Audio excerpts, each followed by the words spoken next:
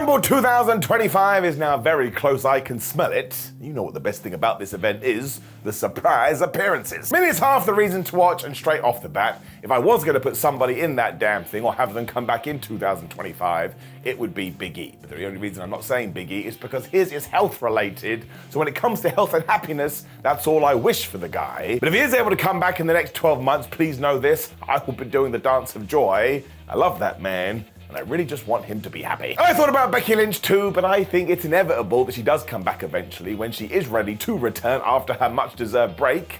You never forget that Becky is an all-timer. So, who should we choose in 2024 to come back in 2025 into the WWE machine that we all cheer about? Well, I have gone with Matt Cardona. That's right. Now, the former Zack Ryder was indeed released from WWE back in 2020, is when they did those crazy pandemic firings. Man, with a bit of hindsight, that was really unnecessary and mean. In fact, it was so bad I would totally understand if a wrestler struggled to recover from that, because it was a crazy time and it was a crazy place. I mean, everybody was struggling, so imagine you lost your dream job. If you just wanted to go home and cry, I get it. At the time too, even though I did disagree with what happened, in terms of the Zack Ryder character, I mean, sure, he wasn't doing much of anything. His peak was most definitely winning the Intercontinental title at WrestleMania 32, and I can tell you how beloved that moment was, because I was there live, and everybody felt warm and fuzzy in their tum-tums. It really was awesome, and I think a last-minute decision too, but it was just right place and right time. But of course, within 24 hours, Zack Ryder had lost that championship. Once again, he then just kind of bounced around the place. Never forget what he did do a decade or so prior to this all, though, when he revolutionized the YouTube and social media game, to the point when he did get let go from WWE. Some people didn't think he would land on his feet when he got rid of Zack and he became Matt Cardona. He proved everybody wrong. Now, everybody did assume that he would go to AEW, and he did have a few stints there, but once again, this was in the middle of the pandemic, so the normal rules didn't apply. So what did he do instead?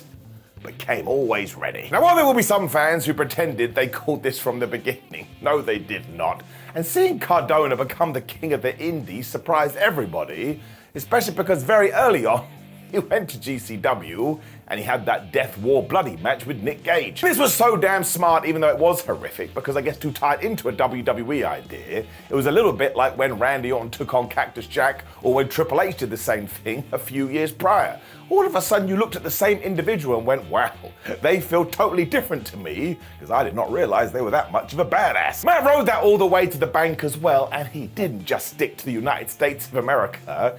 This guy has literally traveled the world. Like, I perform over here for a UK promotion called Progress, and who turned up one day and made a lot of cash? I mean, the answer is clearly Matt Cardona. I mean, his goal and what he was constantly successful at was always being part of the conversation, even when there was no news, and even though when he wasn't part of a major company. He also made so much money and sold so much merch that he came out many a time and said, I am earning more financially than I ever have done. And if that doesn't want to make you give him a round of applause, well, you could do whatever you want, but I'm doing it. I'm doing it right now. So the dude really is an inspiration, and he even got to have his dream match with Adam Copeland in AEW, and he came back from a pec tear too, which essentially brings us to late 2024. This all means it is time to go back to a major company, and I've picked WWE for reasons we're going to get into in just 1 second.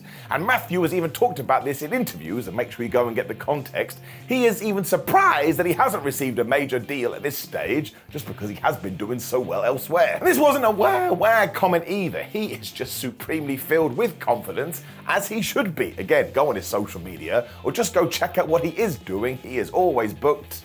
Just to say it again because it's funny, he's always ready. So let's get back to the matter of hand. Why a WWE return? Now yes, if he turns up in All Elite Wrestling, I'll be super happy too. We've already mentioned one reason why I want it to go the other way, the Royal Rumble. So while I doubt that Cardona will be put back in the title picture just because right up there is so crowded right now, if you did put him in the Royal Rumble and he got a huge pop, which I expect him to, we've seen this happen before. All of a sudden people get so excited because it triggers their nostalgia gland. You can ride that for a good old month and even a year. I mean, you can just see what the audience does and then adjust the suit. If I do search my feelings like I'm a Star Wars Jedi, I think the reaction would be massive, and we'd all go on YouTube and watch it over and over again. Now, we also know that if this does happen, he won't return as Zack Ryder, because Matt Cardona has been very vocal about this. The Zack Ryder is dead. But actually, it is the pull of Zack Ryder which also ties in here. So I really do agree with him in the sense that WWE should lean on everything he has done on the independent scene, but you can't ignore his past either, and there is a lot of fun to be had. You don't need to make these silly encounters, but there would be an amazing conversation to be had with The Miz, an amazing conversation to be had with CM Punk, and the best one of all, with none other than Cody Rhodes. I mean, fans of that era would all be making noises if we did this properly. As we remember, we'd never forget. And I do understand the roster is packed, and at the moment it's actually hard to get everybody onto a damn show, but think what we did with Carlito back in 2023. I mean, he hasn't marched in and stolen anybody's TV time, we just put him in the Judgment Day, and his addition helped that group go from strength to strength. So why the hell can't you do that with Cardona? I mean, you can even make the argument that you could do even more with him, but his presence, once again to repeat myself, would add to the product. That's what you want to keep doing in order to keep the momentum going. If nothing else, seeing him go back to the place where it all started, and after all he's done ever since, would just be cool.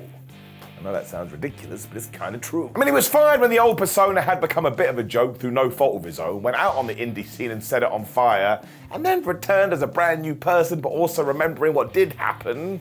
I really think there's a lot to that. I mean, just come on, there is no way he doesn't get a mega reaction when that name appears on the screen. Also, I just love Rumble surprises, so do it anyway. And of course, there would have to be some resistance to making him Zack Ryder again, but you could even turn that into a bit of an enjoyable story where you kind of hint at it, but then lean onto the things that made Matt Cardona Matt Cardona. That doesn't mean crazy death matches, but you could talk about it. But I really do think there's something to explore there, and I'd even enjoy him on NXT for a little bit. You give me Matt Cardona versus Ethan Page, and this guy's gonna be happy. Those two can absolutely go inside of baseball as well, and drop some proper jokes, and nerds like me would be like, I understood that. So when it comes to my big return in WWE of 2025, I am indeed picking Matthew Cardona. I mean, all the nostalgia runs we have done ever since the new regime came into play have been so much fun.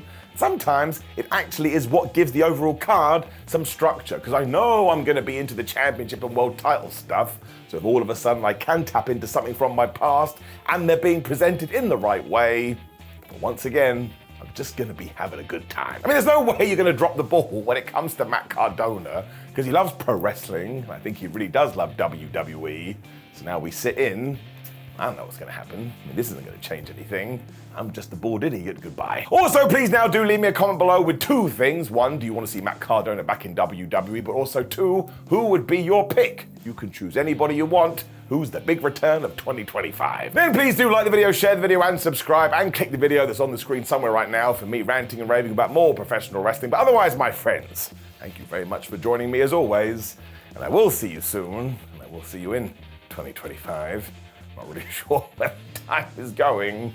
I need to lay down. One of the only professional wrestling podcasts that's actually worth it. If we can make one of the best wrestlers in the world say that just by listening to our podcast, what happens when we do this?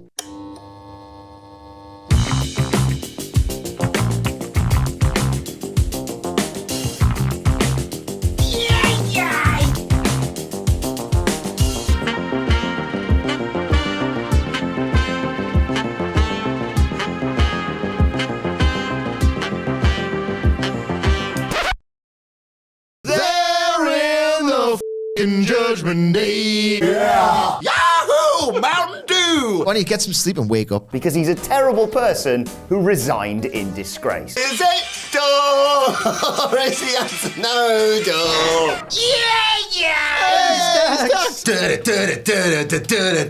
What up, turds? None of you this. It's time for door or no door.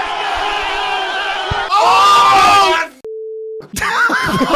What is it? Door, no door, or is it door? What did you make of the night? That's another satisfied customer.